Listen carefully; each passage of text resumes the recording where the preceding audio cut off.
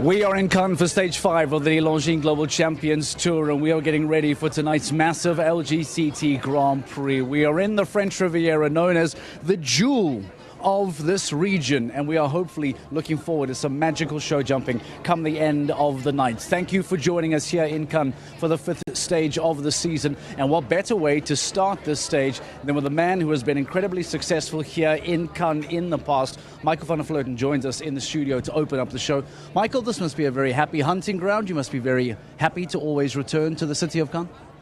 Yeah, exactly. I must say, somehow I really enjoy being here every year. The horses, they feel very well here, and for us as a rider, it's a very relaxed place to compete. And I must say, looking back in the past, I've been here for many years, and I could do some great things here in the past. So from that point, I've been lucky a couple of times here.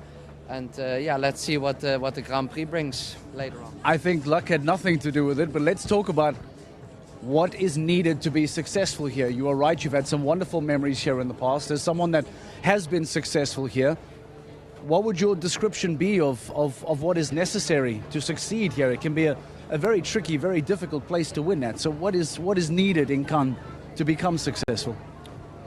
Yeah, I think first of all, it's always some fantastic riders and horses at the Longines Global Champions Tour events. So you definitely need fantastic horses, competitive horses, who also want to win as much as myself. Every venue has a special type of, you have grass arena, sand arena. If you see, like here in Cannes, it's all very delicate, like very light jumps. So that means you need a very sharp horse that really pays attention at the jump, who is very careful, who tries to leave the rails on top. And beside that, you need very quick horses to on the end get the best time, to be on top of the leaderboard. When I see Michael van der Vleuten on a team sheet or on a start list, and I know that Beauville is in town, I expect that to be the combination. You've gone for O'Bailey tonight. Can you talk to us about the decision behind having Beauville here but opting for O'Bailey instead? Yeah, okay. We also have to look every time.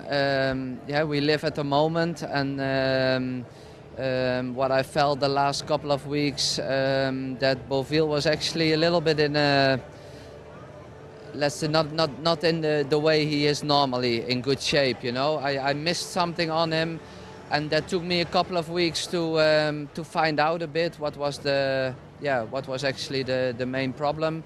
So we tried to solve that, and I must say, I think we are really on the right way to get him back to the biggest Grand Prix.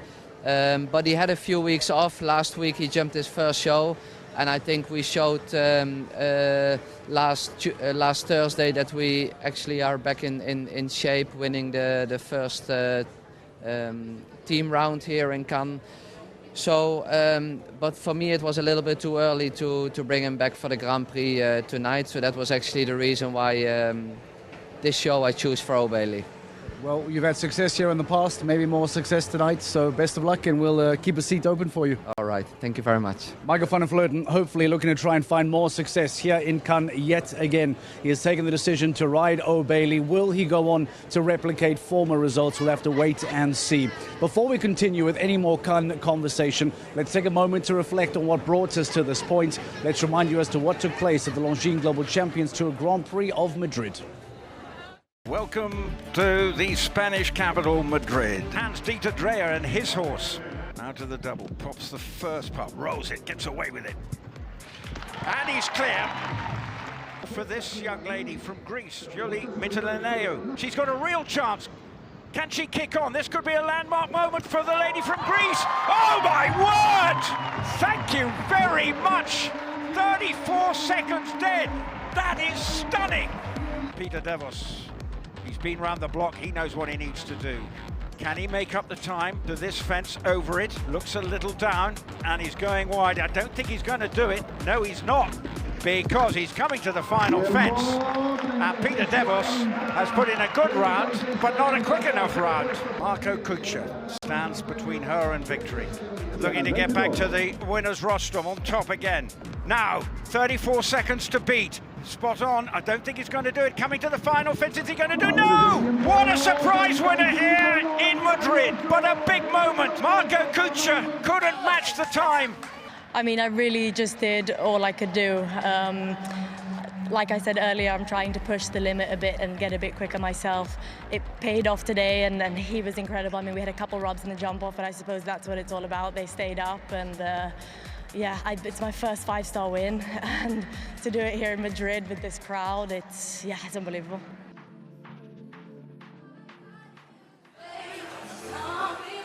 What a result for Joli Mitlineo. What a result for her. Her first ever Longines Global Champions Tour Grand Prix win, to do it on that massive grass ring in Madrid. It will forever be her first, and I imagine that many people will be feeling like that is the first of many to come in a very, very promising career. What is the impact of Madrid now? That is the next question. If we take a look at the overall rankings, how has the outcome of Madrid affected that overall ranking now coming into Cannes on stage 5? Gilles Thomas, the new championship leader, is not present here in Cannes, but Edwina Thops-Alexander in second is present and has qualified. Dennis Lynch, third, is in Cannes and has qualified.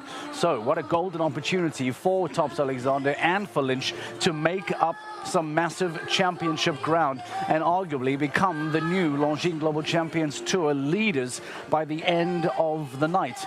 I remind you as well that Edwina Thops-Alexander, a 2-time overall season winner, is looking to try and win a 3rd title to level that feat of Ben Mayer. She won back in 2011, she won back in 2012, and she has been waiting for a long, long time to finally get her hands on a 3rd season win on the Longines Global Champions Tour. We took some time to meet up with the Australian and get the thoughts of Edwina Thops-Alexander ahead of tonight's Grand Prix. You've so many memories here in Cannes. Some even call you the Queen of Cannes. What is it about this place that makes it so special? Is it the atmosphere? Is it the lights? What is it for you that makes it so amazing? Obviously, having great shows here makes it really, really special, and I think it's quite cozy, you know. And on top of that, it's a different size ring to a lot of the rings that we're used to riding in. It's almost kind of a square-shaped ring, which really makes the lines different. The fences come up quite quick. The lines ride different to how they walk, and sometimes they look so different with other horses than how they feel with your own. So there's a lot of elements involved, and I think it's one of the toughest Grand Prix of the tour, actually. With one rider dropping out, you sneak into the Grand Prix. Now mentally, how do you prepare for an LGCT Grand Prix back here in Cannes? It's not easy because I know I'm going to be the first to go, so you're always at a huge disadvantage. But I do my own track. I ride it the way I'm going to walk it. I prepare myself mentally in the same way as I always would, and I'll have the best ground. Maybe I'll have different lighting, and you just go in there and give it your maximum. Lighting-wise, how important do you think that will be through the class? Yeah, look, the lights are very good here, for sure, but I think at 8 o'clock when it starts tomorrow night, it'll be still a little bit light. So I think my horse is good anyway under lights, you know. Probably it's okay to give him something to look at anyway. But yeah, look, I think that's definitely an advantage, possibly. I have to think of the pros and cons, but at the end of the day, I'm number 1 to go, and I just have to go in and ride my plan and stick to my plan as much as possible and do the best I can. It's a long season in the LGCT Championship. You've won it twice before. You could equal Ben Mayer's record of 3 this season if you win it again. How much is that in your mind? How much is it affecting your mindset through the season, if at all? Yeah, look, I take it show by show. Of course, it's an achievement that I want to have, and I want to get there. And but you can only do as much as you can, and I don't have as much horsepower maybe as I did then, and so I have to really pick and choose and try to do the best I can on those days, which makes it not as easy. But it is what it is, and I have to be very good on those days and try to get the best results. So just lastly, with the improvements that you've flagged from the previous rounds and just qualifying, realistically, what are your hopes and your aims for the Grand Prix? I mean, my aim is to jump double clear. My hope is to be in the middle of the podium, and then everything will be great. In an update to the Edwina Tops-Alexander story, the good news for her is that she's a little bit later to go. She is no longer the first rider out the gate. She will now be going third tonight. So does it make a big difference from 1 to 3? Perhaps not, but I don't think anyone really wants to be first. That now belongs to Jörg Frieling. He will be the first man to go. Gregory Cotard will be second. Edwina Tops-Alexander now once again looking for another crown in Cannes, will be the third rider to go later on tonight.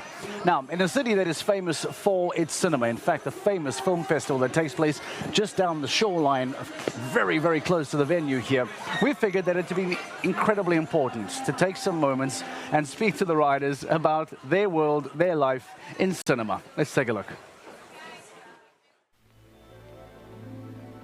Comedy. I like Grimmies. Probably comedy. Comedy.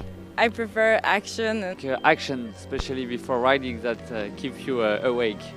Drama, but I need a good ending. My favorite movie is Lion. I would say the Inception. My cousin Vinny. Harold and Maude. Gladiator. Shutter Island. I love all the Marvel movies. Creed 2. Never-ending story. Many years later I watched it again and I couldn't understand why I was so much into it. Brad Pitt. I'll come back to that one. I wish somebody from James Bond maybe. I think my father could do it very well. Keira Knightley. She's like really perfectionistic, and I'm that way as well. Nicole Kidman. Maybe Uma Thurman. Halle Berry. Ashton Kutcher, no? Well, it seems like the majority of the show jumping world are some pretty big film heads, but the big question then is, who then is going to make cinema here tonight inside this famous show jumping arena? Who then is going to be the main movie star later on this evening by the time tonight's Longines Global Champions Tour Grand Prix comes to a close? I'll tell you who was a big box office sensation in 2024, and that was Thibaut Spitz. The young Belgian at the time may not have won the Grand Prix, but finishing fourth last year here in Cannes, many view that as the real springboard to what proved to be the best year of his career. From there on, landed up producing fantastic results, won the LGCT Grand Prix of Riesenbach later that year, but attributes that performance here in Cannes as a real springboard to his career. We took some time to meet up with Thibaut Spitz to get his thoughts on jumping in Cannes.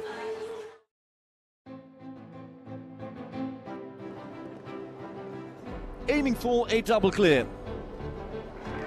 Thibaut Spitz, an impress K, 43.23 seconds. Double clear, he is his first ever double clear in the Longines Global Champions Tour Grand Prix. Cannes last year, of course, was for me a very good experience, very nice memory. I think, of course, like my horse Impress was already jumping good throughout the year. I think Cannes was the first time it jumped a Grand Prix. So it was also for him like his first big step up. And then to be fourth here last year was yeah, something I didn't expect, and a start of many beautiful things for me.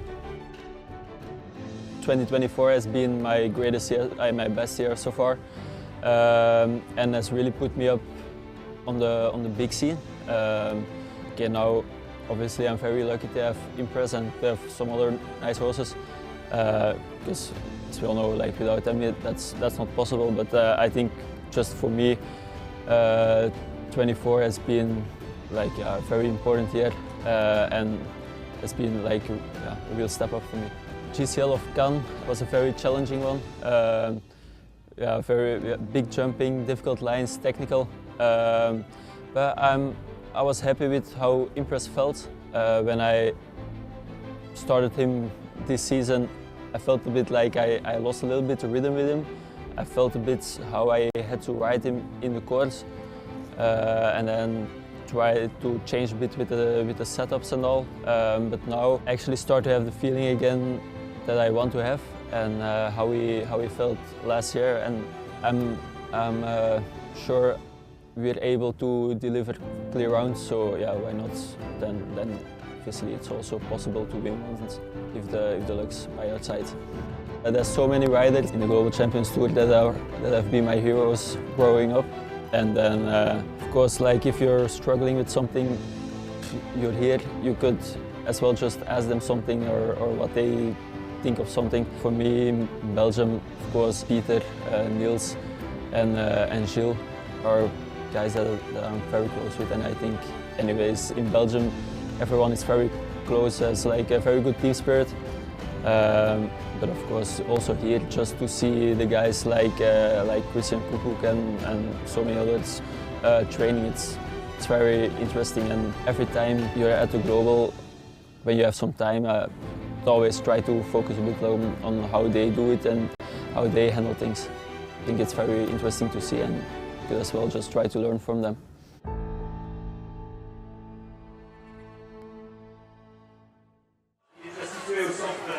Thibaut Spitz famously walking down the marina up to the Cannes Arena here, hoping to replicate that wonderful form that we saw in 2024. Let's cross the dance range for the first time tonight. Live in the ring, getting some reaction. I believe Andreas Skau is standing by. Dan, let's get some thoughts from Andreas.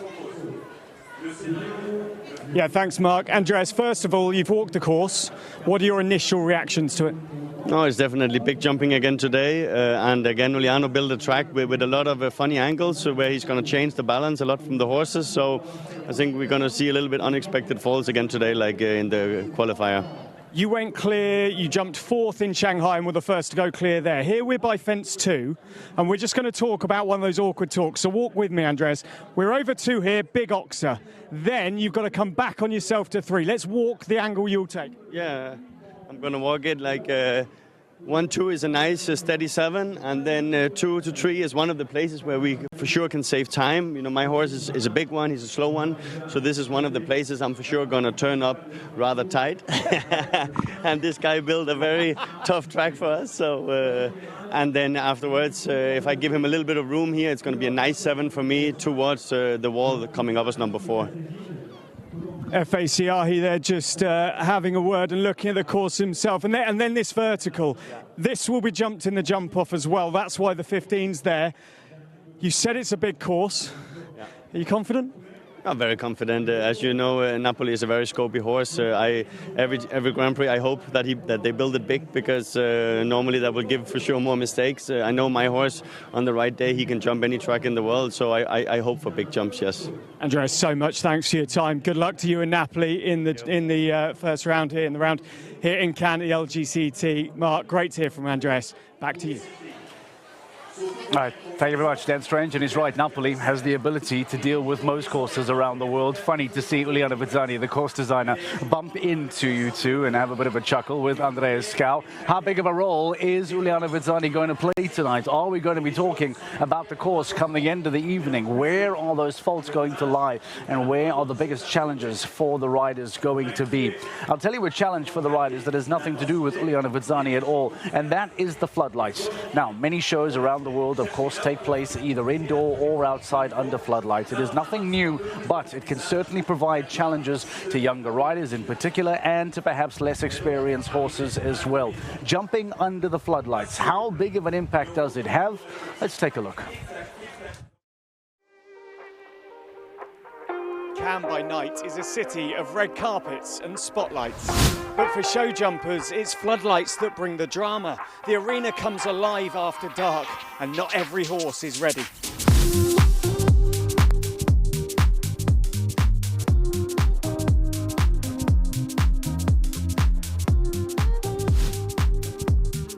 Well, it could go wrong with lights and without, that's for sure. Like it's a challenge every time for us, but yeah, I think like many horses get really shy with the Liverpools. They get really small, and of course they get a little bit shy on the jump. For example, Dourados, The bigger atmosphere, lights, night, better for him. It makes him much more sharpens himself a little bit up, which is good. And like for Cooper, for example, I'm still, if I had to decide, I'd prefer to jump during the day because he's younger. But for sure, for some horses, for Dourados, for example, it makes him shine. Every single time it's exciting, I have to say. I feel like it's something special for the crowd, but also for the horses, so it's not for every horse quite easy. And I have to say, especially my one is also very sharp under the lights. That's why I picked actually this class as a preparation for the Grand Prix tomorrow. I thought if she jumps tonight already under the lights, she's a little bit more used to it for tomorrow, and hopefully it was a good idea.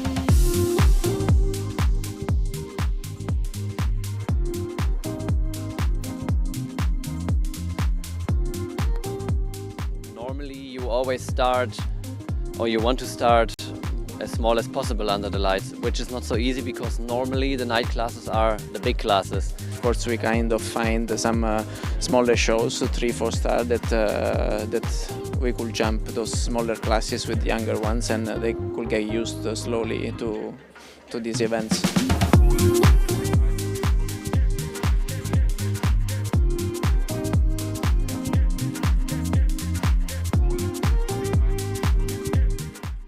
There is shadows, and sometimes more during the day when the sun changes, we have shadows, and for some horses they looked a little bit and they think it's almost a ground line if you have a shadow before the fence or after the fence. But here the light is good, so I don't think we have to deal with that. Yeah, I like it honestly. I don't know, it's kind of a little bit more exciting. Like the people, the crowd is more excited. I have the feeling. It's always something special. I don't know, it's maybe hard to explain, but I like it.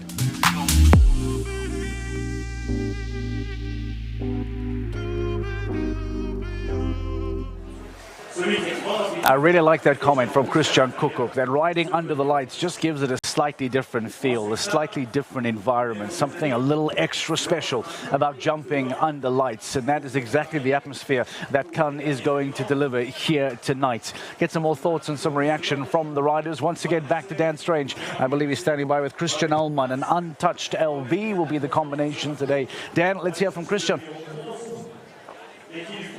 Yeah, Mark, it's the Grand Prix of the Christians, going from Kukuk to Ullmann, multiple LGCT Grand Prix winner. Christian, you've been studying the course, which is up on the final fence here. What's your view of what Uliano's put out for you today? Yeah, I walked the first round. I think it's very big. It's also some different lines we don't have normally, like really tricky lines here with the oxa into the double. Then we have a strange way from the plank to the triple. Some fences come really quick, and then we have long lines again. So I think we don't see many clears today. How do you think it will suit Untouched LB? You ride Untouched LB today. Not many clear rounds at this level for that horse. How will it suit him? Oh, that's difficult to say. We are still in the very beginning of the career. He is a fantastic horse. He's only 9. He jumped very few 5-star Grand Prix, but he still needs a lot of experience. We try our best today. He's able to jump clear in the right moment, but it's still no computer, and it's still not that we know more or less what we're gonna have. It's really suit him or not. He's a fantastic horse, and as a rider I have to try my best, and then I think we have a chance. It's a compliment to Untouched LB that at 9 you're testing him in a Grand Prix, because to people from outside the sport, maybe watching for the first time, it's rarer for younger horses like that to jump at this level. Yes, it's the beginning of the career. He did like youngster classes when he was 7 and 8. Did some 45, 150 classes, and then now at the end of the indoor season we had the first Grand Prix. And we started outside, and now we have the second or third Grand Prix, big Grand Prix in his life. So this is really tough class, not only for him, I think for all the horses here tonight. So it's a big thing for us. But like I said, he has amazing scope and quality, and I hope as a rider I do right today, and then we have a chance. Christian, thanks so much for your time. I know you're itching to go off and finish walking the course. Thank you, Christian Ullmann. Good luck to him and Untouched LB. It's a massive course down here, as Christian said. He's got a good chance, but very much on the young Untouched LB. All right, Dan Strange, thank you very much. Christian Ullmann, thank you very much. 23rd out the gate today. He'll be quite early to go right after that break. I remind you that takes place after the 20th rider. The 40 best riders in Cannes this weekend, all competing for tonight's major prize.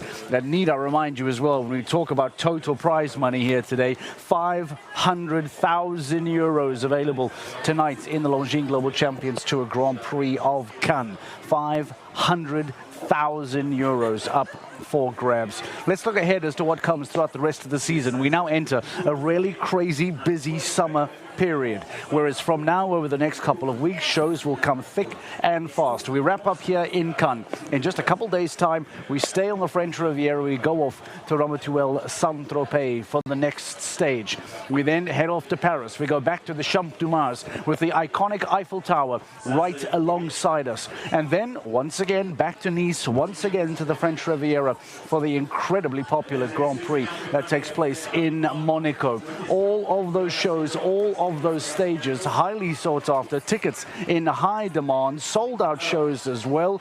So make sure that you are starting to put these shows down on your calendar. Make sure that you can give that opportunity to yourself to make sure that you can come through and check out all of the Longines Global Champions Tour Grand Prix action. It goes beyond Monaco, of course, as we then head into Valkenswaard, into Riesebeck, into London, into Rome, into Riyadh, and of course the rest of the shows throughout the year as well. It is a fascinating season, and we hope that you will join us as we give you a ticket to see the world through the eyes of this incredible show jumping machine that is designed to bring together the best show jumpers throughout the entire world every single week to the most iconic, beautiful destinations that you see right there in front of you. What a city and what a coastline here in Cannes as we get ready for the upcoming 5th stage of the Longines Global Champions Tour Grand Prix. We are almost ready. The riders are almost ready, and we are preparing to go through to the start of tonight's Grand Prix. The 40 best riders, 500,000 euros up for grabs. And I promise you one thing, by the time the lights go on, by the time this late sunset eventually falls, it is going to be magic. It is going to be cinema. It is going to have a red carpet feel. Dan Strange, red carpet, you would expect nothing less here in the city of Cannes, correct? Very much so, Mark. They're lined up, waiting to get their champagne, get their drinks, get their food, and then take their seats ready for, of course, the LGCT Grand Prix of Cannes 2025. Of course, Jana Frederica Meyer-Zimmermann won in 2024. Now, what you'll see as we come round into one of the stunning lounges here on the Global Champions Tour, it's packed. The lounges are packed, but also the grandstands off in the distance are sold out too. That's because here on the Côte d'Azur, the Global Champions Tour, the LGCT Grand Prix are so popular. It's the hottest ticket in town. It's not just here about film stars. It's also about the show jumping. Now, of course, first in a few moments' time will be Jurv Rieling. The Dutchman has been really successful on this tour before. Last in the arena tonight, 40th to go, will be Simon Delestre. The Frenchman, no doubt, will enter the arena to raptures. Can he go clear? Uliano Vezzani again has built a phenomenal course. Look at everyone in here. Look at everyone as the sun is setting behind us in Cannes. They're all ready. It's cooling down a touch. It's still a warm evening, but this is going to be a red-hot LGCT Grand Prix because Cannes always is. Last year, Jana Frederica Meyer-Zimmermann lit up Cannes, and this year, under the floodlights, who will it be? Emanuele Camilli, he won, of course, in Mexico, the only winner this year to be going in the Grand Prix tonight. He rides 6th, and it will be fascinating to see. Can he make the jump off?